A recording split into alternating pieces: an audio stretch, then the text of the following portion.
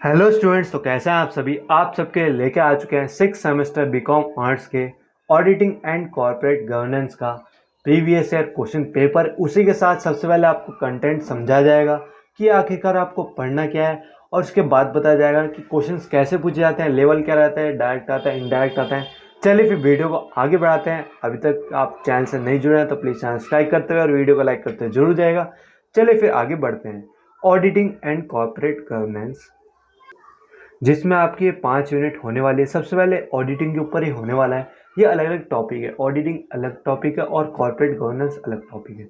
तो सबसे पहले आपके यूनिट में ऑडिटिंग देखने को मिलने वाला है, सेकंड यूनिट में कॉर्पोरेट गवर्नेंस देखने को मिलेगा, थर्ड यूनिट में major corporate governance failures, fourth unit में बिजनेस एथिक्स, और लास्ट यूनिट आपकी होने वाली है कॉर्पोरेट सोशल रिस्पॉन्सिबिलिटी। यह आपकी 5 यूनिट होने वाली है। अगर आपको और भी सब्जेक्ट के प्रीवियस ईयर चाहिए तो आप कमेंट्स में जरूर बताइएगा, क्योंकि काफ़ी स्टूडेंट्स का अलग अलग चॉइस है, तो सबके लिए लाना इम्पोर्टेंट है। तो आप अपनी चॉइस बताइएगा कि आपने कौन सा सब्जेक्ट चूज़ किया है, जो भी आपने अपने सब्जेक्ट चूज़ करते टाइम आपने सेलेक्ट किया था। चलिए फिर आगे चलते हैं आप क्वेश्चन पेपर की तरफ। देखिए, ये आपका पूरा थ्योरी बेस्ड पेपर होने वाला है, तो आपको समझना और रटना तो पड़ेगा ही कि क्या कॉन्सेप्ट क्या होने वाला है। तो चलिए देखते हैं। 2020 में मई जून में जो एग्ज़ाम मई जून में होता है वो दोबारा मई जून में होने जा रहा है, 3 साल बाद। Audit and corporate governance 75 number का आएगा, और आप टाइमिंग देख सकते हैं 2 घंटे, तो आपको 3 घंटे मिलने वाले हैं। इसकी टाइमिंग मत देखिए, पिछले साल का है, जहाँ तक आपको 3 घंटे दिए जाएंगे। What kind of opinion shall an auditor give when he/she is unable to obtain sufficient and appropriate audit evidence that the financial statements are free from metal misstatement? Explain कीजिए, आल्सो डिस्कस कीजिए briefly the different types क्या होते हैं modified reports के। अब देखिए, पूरे question को मॉडिफाई किया गया है। सबसे पहले आपको सिचुएशन दे दी कि ही शी जो ऑब्टेन सफिशिएंट और अप्रोप्रिएट ऑडिट एविडेंस, और उसके बाद आपको पूछ लिया गया इसके डिफरेंट टाइप्स बताइए रिपोर्ट्स के। तो सबसे पहले आपको उसको एक्सप्लेन कर देना है, इसलिए आंसर भी साथ में है। तो आप देख लीजिएगा कि आपको क्वेश्चंस को किस टाइप से टैकल करना है और आंसर लिखना है। टाइप्स क्या है मॉडिफाइड रिपोर्ट्स और ऑडिट ओपिनियन के। क्वालिफाइड ऑडिट ओपिनियन होता है, एडवर्स ऑडिट ओपिनियन होता है, डिस्क्लेमर ऑडिट ओपिनियन होता है। फिर इन तीनों को अच्छे से एक्सप्लेन कीजिए, आपका क्वेश्चन यहाँ पे बन जाएगा। ये समझ में आ गया। अब आते हैं क्वेश्चन नंबर 2 पे। देख सकते हैं क्वेश्चन काफ़ी बड़े बड़े दिए जा रहे हैं, तो सिचुएशन बेस्ड हो सकते हैं, इनडायरेक्ट हो सकते हैं, डायरेक्ट होगा पर इसी के अंदर छुपा हुआ होगा छोटे से पार्ट में। अब लिखा है यू आर वर्किंग, आप मैनेजर हो इलेक्ट्रॉनिक्स मैन्युफैक्चरिंग कंपनी में फॉर पास्ट, मतलब काफ़ी सालों से।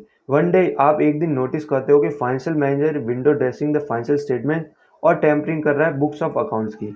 एज अ लोयल एम्प्लॉय, आप अच्छे एम्प्लॉय हो और विश्वासु employ of the company. You want to disclose, आपको खत्म करना है foul play to the seniors, seniors का किस्सा। But you realise that even the seniors are involve. What would you do in such a scenario? What is the act of exposing and making public wrongful acts of other called?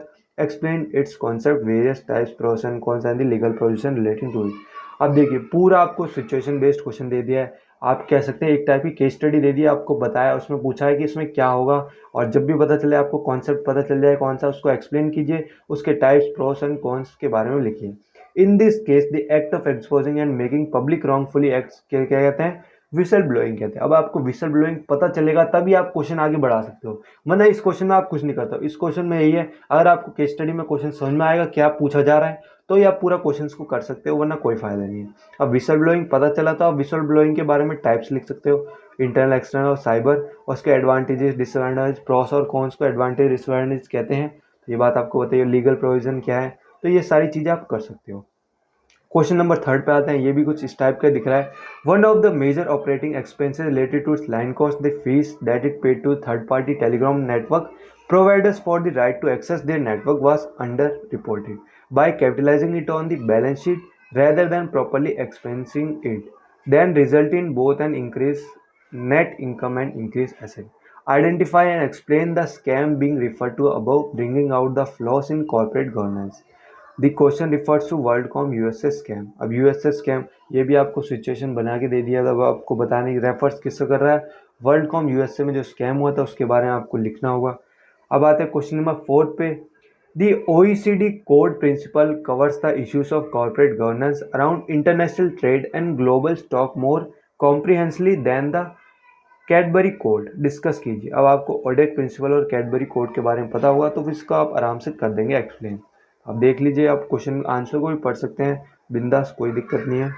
अब आते हैं आपके question number 5 पे, जो कि शायद last ही question होने वाला होगा। A code of ethics make decision making easier at all levels of an organisation by reducing ambiguity and consideration of individual perspective in ethical standards. अब डिस्कस कीजिए कॉर्पोरेट कोड ऑफ एथिक्स क्या है, उसके बारे में आपको एक्सप्लेन करना है। इंपॉर्टेंस क्या है कॉर्पोरेट कोड ऑफ एथिक्स की, तो ये देख लीजिएगा इसके हिसाब से। बाकी यहाँ पे आपका क्वेश्चन नंबर, अच्छा एक क्वेश्चन और है जिसमें आपको थोड़ा सा प्रैक्टिकली घुमाने की कोशिश करिए। Should a company spend money on CSR and Indian listed company had annual turnover कितनी है, 250 करोड़ है उसकी हर फाइनेंशियल ईयर 2019-20, मतलब 2019-20 की उसकी टर्नओवर 250 करोड़ है। 250 नहीं 2,500 करोड़ है, sorry. It's net profits for the last 3 years से क्या हो रही थी, 205 करोड़, फिर 190 करोड़, फिर 191 crore respectively. Make the CSR policy for this company. इसके लिए CSR के लिए आपको पॉलिसी बनानी है। Yes company should spend money on CSR because of the following reason. अब आपको रीजन बनाने क्यों इतनी इनकी बढ़ गई वो बताइए। CSR का पॉलिसी बताइए, इनका एवरेज नेट प्रॉफिट बताइए कि 195 के हिसाब से चल रहा है, एक्सपेंडिचर क्या है। तो ये आपको चीज़ें पता होनी चाहिए, इसकी नेटवर्थ, टर्नओवर और नेट प्रॉफिट ऑफ ₹5 करोड़ और मोर। तो यहाँ पे आपका क्वेश्चन खत्म हो गया। तो आप अपने अलग से जो आपको नेक्स्ट सब्जेक्ट की वीडियो चाहिए तो वो आप कमेंट्स में जरूर लिख दीजिएगा। चलिए फिर वीडियो को ही खत्म करते हैं।